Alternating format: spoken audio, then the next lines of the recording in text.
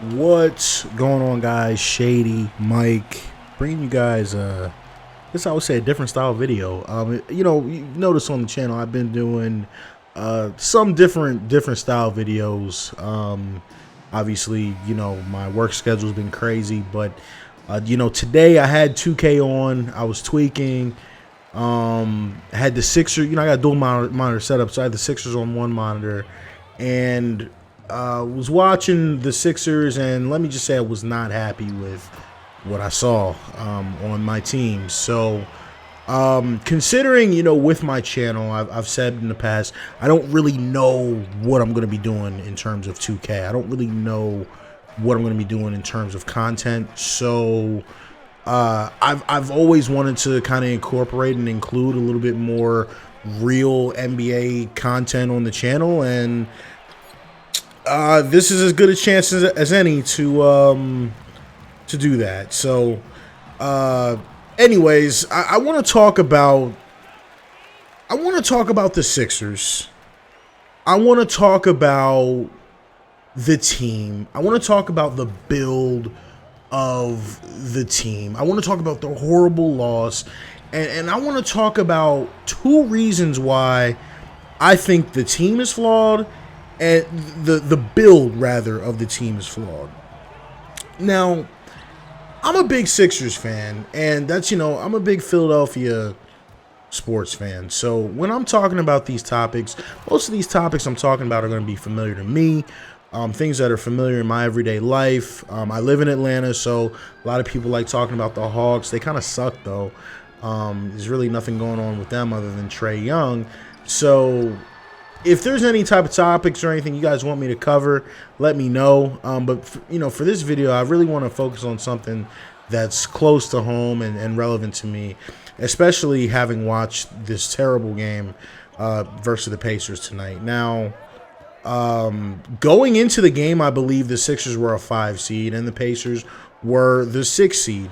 Now, because the Sixers lost, that now makes us the 6 seed and the Pacers the 5 seed. Now, when you consider the payroll of the Sixers and how much they're paying their starting 5, to me, that's ridiculous to lose to a Pacers team without Victor Oladipo. That's crazy, considering come playoff time, they're going to have him. That's concerning. So, look, I gotta be honest. Anyone that follows me on Twitter and stuff like that knows I'm not, seeing any of my past comments knows I'm not the biggest Ben Simmons fan. And if you ask me why, it's simple.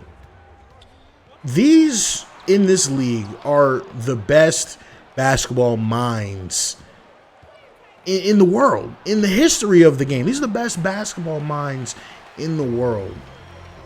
And my question is, how can you afford to handicap yourself, to put further limitations on yourself going into an NBA game?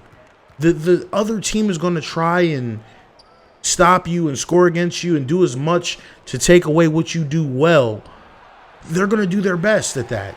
So how are you going to help them, pretty much, by adding limitations to your team? What am I talking about? Ben Simmons is a power forward that refuses to shoot the basketball and plays point guard. Why does he play point guard? I think it's an ego thing. I think, growing up, his favorite player is Magic. I think the mystique of the 6'10" point guard is something that he cares about, his agent cares about for his brand, but is not the best thing for the Sixers. Brett Brown came out and said, I want Ben Simmons shooting 1 3-pointer a game. How many 3-pointers does Ben Simmons have on the year?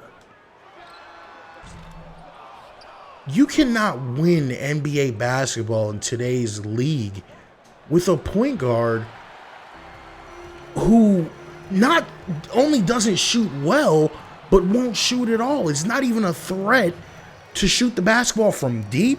He's not a threat to shoot the basketball from mid. How do you win like that? That's issue number one with the way the Sixers are constructed. Issue number two with the way the Sixers are constructed also comes down to handicapping yourself to start a basketball game. I was hoping LeBron would run to the rim there. Dang. When you go into a game with a coach that, to me, seems to be a little bit worse than most coaches in the league in terms of drawing stuff up, drawing up plays, running an offense. That's why the Sixers have always been one of the worst teams in the league in terms of turnovers, things of that nature. Right now, we're really struggling to shoot the basketball in terms of three-point shots. That is another disadvantage in terms of the Sixers having Brett Brown on the bench when he seems incapable of having a team run an NBA offense. Now, I'll tell you this. The real question is it okay to root for your team to lose? Because it's tough. Because I'll tell you this. There are times that losing helps your team, whether it's you looking for a lottery draft pick or a franchise being afraid to make a change because you're winning just enough. Now, I think the Sixers need to fire Brett Brown. I've been saying that for a long time. But if the Sixers go to the conference finals or the NBA finals, I feel like they won't. And the question is how do you, even if you get to the finals, how do you beat a team that has a LeBron James or a Kawhi Leonard or a Paul George when you've got a coach that can't even draw up a play at the end of a basketball game? Now, look, I think that's thinking way far ahead. I think that the Sixers if they don't make major moves at the deadline, they're going to be an early round exit. First, maybe second round exit. If we keep losing, end up as a 6 or 7 seed, we could be playing a pretty formidable opponent come the first round of the playoffs. So I don't think that would be a problem, us worrying about the finals, but I don't see the Sixers really having much success throughout the playoffs the way our team is currently constructed. Now, I'm not a big fan of just complaining and whining if you're not going to make a solution.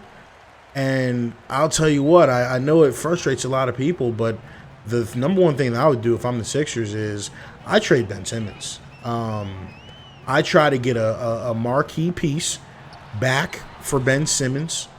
Damian Lillard's of the world, CJ McCollum, Devin Booker, D'Angelo Russell are guys that come to mind.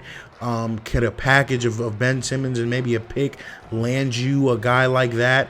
I don't think so, because I know these other executives watch basketball. Why am I going to trade Devin Booker, a young stud, for a guy that's afraid to shoot a basketball? But a guy like D'Angelo Russell for a team like the Warriors, who are looking to stack assets and young pieces, now we're talking. Now, see, I got to tell you, I'm a big fan of D'Angelo Russell, and I think he would fit well with the Sixers a lot better than Ben Simmons does. Now, I think D'Angelo Russell is a legitimate all-star who spreads the floor and would give Embiid a lot more space to operate. Now, the problem with that is people are going to overvalue Ben Simmons. And I'm sorry. The thing that people talk about is his defense and that being his talent. I don't think he's that talented on offense that his defense makes up for it, especially when he's playing point guard. And if you want to speak to how talented he is on defense, I'm fine with that if he's playing a position other than point guard. But right now, I have to evaluate Ben Simmons as a point guard, and the facts are he's not that good.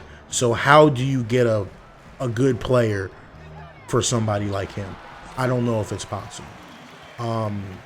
I know the Rockets, this is something I was thinking up in my head. I know the Rockets have championship aspirations, and it looks like this year they're going to fall short. could the Sixers somehow, some way, put together a package and snag one of their stars, be it Westbrook or Harden? I doubt that would ever happen, but you got to start thinking outside the box when you're trying to win a championship. Now, I would say this. The realistic trade targets for the Sixers, I believe, would be C.J. McCollum from the Blazers, or he's going to get to the rim easy. It sucks. To me, it would be C.J. McCollum from the Blazers, or it would be what's his name? I keep forgetting. D'Angelo Russell from the Warriors. I think those are the only realistic trade targets that the Sixers would be able to get for Ben Simmons.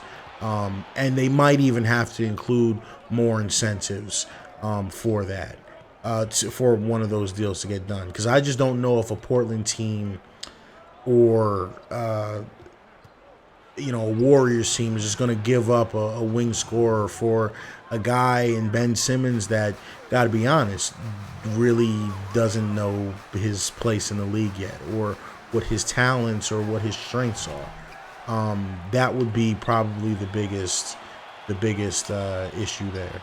So, all in all, the Sixers have to decide, are they going to be a team that's willing to make tough decisions for that elusive goal that is the championship?